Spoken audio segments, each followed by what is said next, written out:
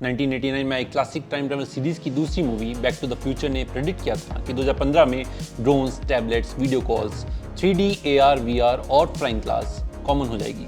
2015 का तो पता नहीं, लेकिन 2022 में इनमें से काफ़ी थ्योरीज सही साबित हुई। कुछ नई बात तो वो है फ्लाइंग कार्स। फ्लाइंग कार्स और सेल्फ ड्राइविंग कार्स, ये दो ऐसे सपने हैं जो दशकों से कार कंपनीज हमें दिखा रही है, और दिखाए भी क्यों ना, हम उन्हें देखना जो चाह रहे हैं। खाली सपने ही नहीं, आंकड़ों की माने तो कार इंडस्ट्री ने खाली रिसर्च और डेवलपमेंट में ही $100 बिलियन से ज़्यादा खर्च कर दिए हैं, जो कि करीबन 83 लाख करोड़ रुपए के बराबर माना जा सकता है। इतना खर्चा होने के बाद भी जो रिजल्ट सामने आए हैं वो कुछ ज़्यादा सेटिस्फैक्ट्री नहीं है। ब्लूमबर्ग में दिए गए इंटरव्यू में एंथनी लेमनोस्की, जो कि ऑटोनोमस व्हीकल के गॉडफादर माने जाते हैं, उन्होंने कहा कि दुनिया में कार इंडस्ट्री के अलावा शायद ही कोई ऐसी इंडस्ट्री होगी जहां इतना खर्चा करके भी इतना कम रिजल्ट आया हो। टेस्ला, जो कि सेमी सेल्फ ड्राइविंग कार की कैटेगरी में सबसे ऊपर आती है, इतना कि अब सेल्फ ड्राइविंग का नाम लेते ही इलॉन मस्क का नाम सामने आ जाता है, वो भी कुछ खास रिजल्ट नहीं दे पाई अगर हम कार एक्सीडेंट्स के आंकड़ों पर नजर डालें। सेल्फ ड्राइविंग कार्स में होने वाले क्रैशेज में 70% टेस्ला के नाम जाते हैं। क्या सेल्फ ड्राइविंग कार्स फेल हो रही है? क्या इस इंडस्ट्री में अब लोगों की रुचि कम हो रही है? और क्या जो हमें सेल्फ ड्राइविंग कार्स के सपने दिखाए जा रहे हैं वो सभी फ्रॉड है?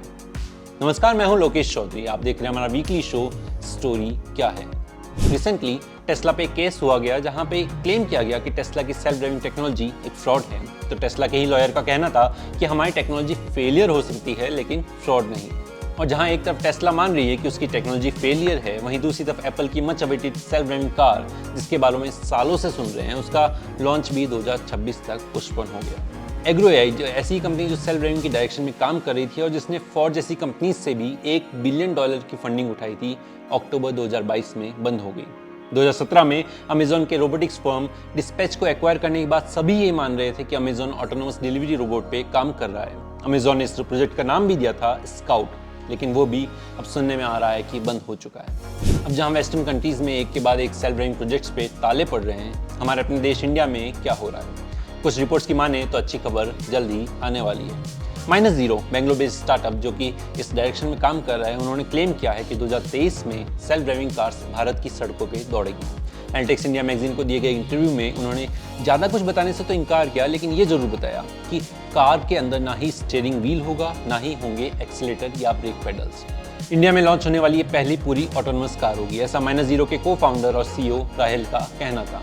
वहीं उमाकांत सोनी, जो कि आर्टपाक के CEO है, उनका कहना था कि अगर कार कंपनीज बेंगलोर के सिल्क बोर्ड ट्रैफिक में सेल्फ ड्राइविंग कार चला ले तो वो USA, यूरोप और यहाँ तक कि इलॉन मस्क के गार्डन में भी चल सकती है।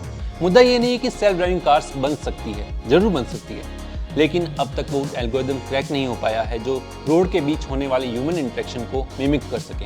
इंडिया में ही अगर आप कार लेकर निकले हो तो आपने देखा होगा कि हॉर्न फ्रस्ट्रेशन से ज़्यादा नेविगेशनल कम्युनिकेशन में यूज़ किया जाता है।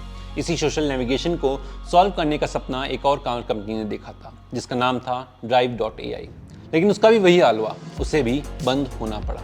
आपका क्या मानना है? इंडिया जैसे देश में क्या कभी 100% ऑटोनोमस कार्स चल सकती है?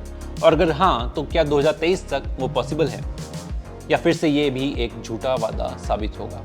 हमें कमेंट करके ज़रूर बताएं।